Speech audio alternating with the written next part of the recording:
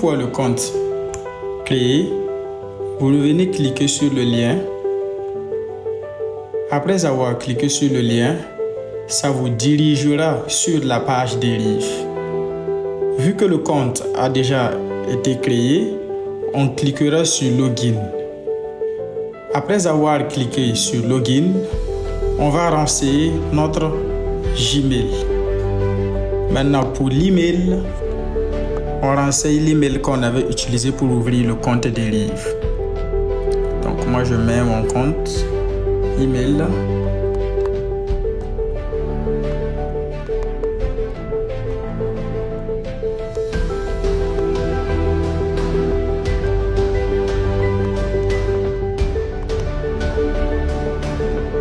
Et vous cliquez sur Login.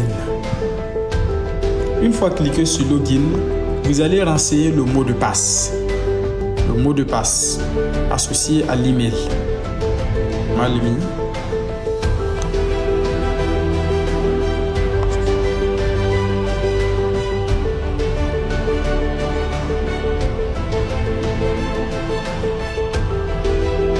Et vous cliquez sur Login.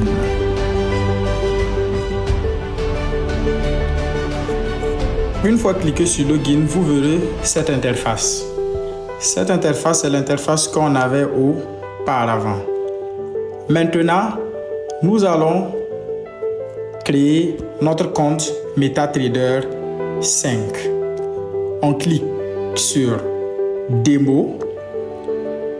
Une fois sur Démo, on clique sur Détails. Vu que ce compte démo avait déjà été créé, on ira télécharger l'application MetaTrader 5 sur l'App Store. Pour ceux qui sont sur iPhone, utiliseront l'App Store, mais pour ceux qui sont sur Android, utiliseront Google Play Store. Donc, on télécharge MetaTrader 5 sur l'App Store. L'App Store. OK. Maintenant, sur la barre de recherche, on va taper MetaTrader 5. Après avoir recherché MetaTrader 5, moi je me rends compte que l'application a déjà été téléchargée. Donc, je ne peux que l'ouvrir. Je clique sur Ouvrir. Après avoir cliqué sur Ouvrir, il s'avère que j'avais déjà l'application et j'avais déjà un compte. Mais comme je veux insérer mon nouveau compte démo que je viens de créer, je clique sur Nouveau compte. Après avoir cliqué sur Nouveau compte, je repars sur mon détail, mes informations que j'ai eues sur Derive, les informations que j'ai capturées. Au niveau du broker, je vois derive.com limited. Soit je retiens dans ma tête et je vais coller, soit je copie et je colle. Bon, je préfère copier. Donc, je copie et je pars coller au niveau du nom de la société. Je colle et je recherche. Vous verrez derive.com limited qui s'affiche. Je clique sur derive.com limited. Maintenant, il reste à saisir le nom d'utilisateur. Je repars sur mon détail. Je regarde. Au niveau du nom d'utilisateur, c'est ça le login ID. Donc, je copie le login ID. Je viens au niveau du nom d'utilisateur, je colle. Je peux aussi retenir le login ID et venir écrire. Mais je préfère copier et coller parce que ces informations, vous devrez les mettre exactement comme ce que vous voyez au niveau du compte de détail. Maintenant, au niveau du mot de passe. Le mot de passe, c'est le mot de passe que j'ai utilisé pour obtenir mon login ID. Donc, je dois renseigner ce mot de passe. Donc, ici, je renseigne mon mot de passe.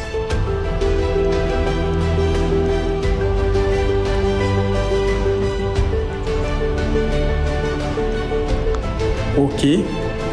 Et je clique sur se connecter.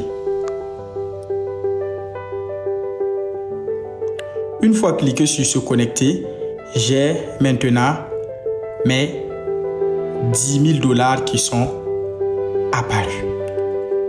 Maintenant, vous me demanderez peut-être où se trouvent les volatilités ou le Forex. Pour encore voir plus d'indices, vous cliquez sûrement sur la loupe recherchée. Une fois cliqué sur la loupe recherchée, vous verrez les cryptos, les crash boom, les volatilites, ainsi de suite. Si je clique par exemple sur volatilite et que je veux faire afficher volatilite 10 au niveau de ma cotation, je clique volatilite 10, volatilite 25, volatilite 75, j'ajoute les volatilites que je veux faire afficher. Une fois les avoir cliqués, je le sors et je repars au niveau de ma cotation et je faufile vers le bas. Je vais trouver tous les indices que je viens d'ajouter. Après avoir trouvé tous ces indices, vous pourriez peut-être chercher à analyser un des indices afin de pouvoir prendre position. Comment cela se passe? Vous cliquez seulement sur l'indice concerné, vous ouvrez par graphique. Après avoir ouvert par graphique, vous pourriez en ce moment voir le graphique de l'actif concerné. Cela est le graphique du V90-1S. Maintenant, une fois sur cette interface, vous me demanderez peut-être le H1 qui se trouve un peu au niveau de volatilite 90-1S. Que veut dire ce H1? Ce H1 veut simplement dire qu'une bougie prend 1 heure de temps avant de se former. Tu peux aussi changer cette unité de temps, prendre du M1 ou du M5 ou du M15, tout dépend de toi, tout dépend de ton analyse. Mais pour la vidéo, je vais laisser ça en H1. Maintenant, après le H1, il y a le bouton plus qui suit. Vous me demanderez peut-être à quoi sert ce bouton. Ce bouton permet de déterminer à quelle heure ou à quel moment une telle bougie a été formée. Maintenant, je clique sur ça et je regarde.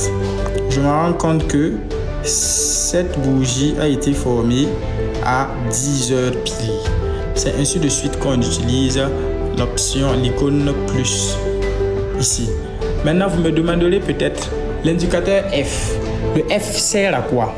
Le F, ce n'est rien d'autre que les indicateurs. Si vous cliquez à l'intérieur, vous allez voir des indicateurs. Il y en a assez. Mais bon, ce n'est pas l'objet de la vidéo. Sinon, on aurait une vidéo assez longue, vu qu'elle est déjà même longue. Donc, on va zapper ça.